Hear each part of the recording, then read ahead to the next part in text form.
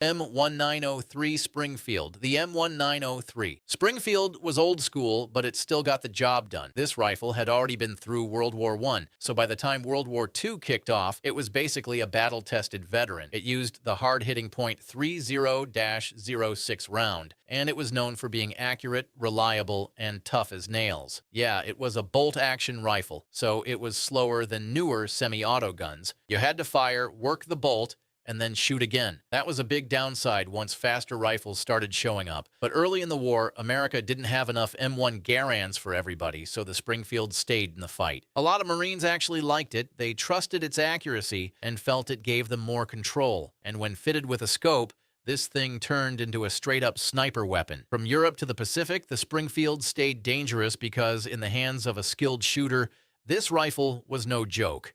M1 Garand. The M1 Garand was the rifle every American soldier wanted. This thing changed the game. It was the first semi-automatic rifle issued as a standard service rifle to a major army, and that gave U.S. troops a huge advantage. It also fired the .30-06 round, but unlike the Springfield, soldiers didn't have to work a bolt after every shot. You could fire 8 rounds as fast as you pulled the trigger. That meant more speed, more pressure on the enemy, and a way better chance of staying alive in a firefight.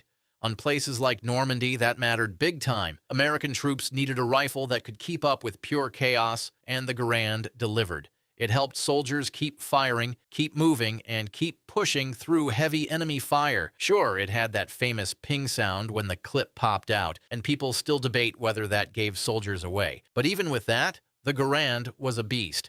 It was heavy, it needed care, and it wasn't perfect. But man, it hit hard and worked fast. There's a reason General Patton called it one of the greatest battle weapons ever made. The M1 Garand was the real deal. M1 Carbine. The M1 Carbine was lighter, smaller, and way easier to carry. It wasn't made to replace the Garand. It was built for troops who needed something more compact, like paratroopers, radio operators, engineers, and support guys. This rifle weighed just over 5 pounds. Which made it a whole lot easier to handle than the Garand. It used a 15-round magazine and fired the .30 carbine cartridge. That round was lighter than .30-06, so it didn't hit as hard, but it made the gun easier to control and quicker in close combat. For airborne troops, this was huge. If you're jumping out of a plane into total madness, you do not want a giant heavy rifle slowing you down. The M1 Carbine gave soldiers mobility, speed, and a weapon they could bring up fast in tight situations. Now, yeah, some guys complained about its stopping power. In rough conditions, especially during the Battle of the Bulge, stories spread that enemy soldiers sometimes soaked up more hits than expected. Still, the M1 Carbine was everywhere. Over 6 million were made, and for a lot of troops, this little rifle was the reason they made it home. M1917.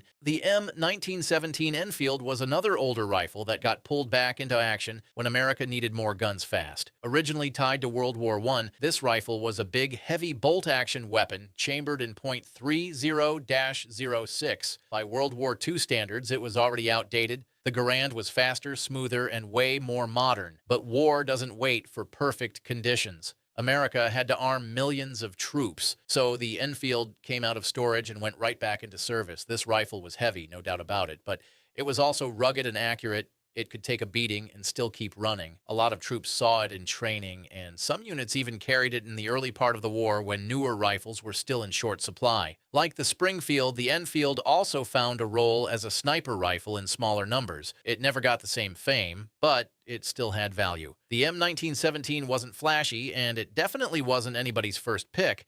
But when America needed every weapon it could get, this old warhorse stepped up again. Johnson Rifle.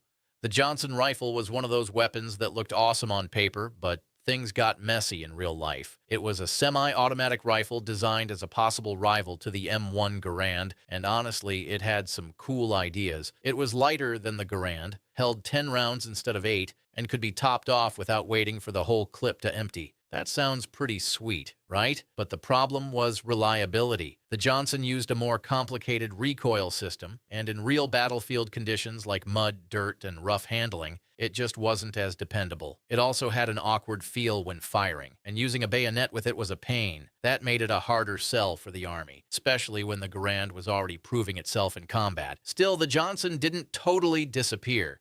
Some Marine raiders and paratroopers used it, especially in the Pacific, where its lighter weight had some real value. But overall, it never took over. The Johnson rifle is remembered more like a what-could-have-been weapon. Smart design, cool concept, but not enough to beat the Garand.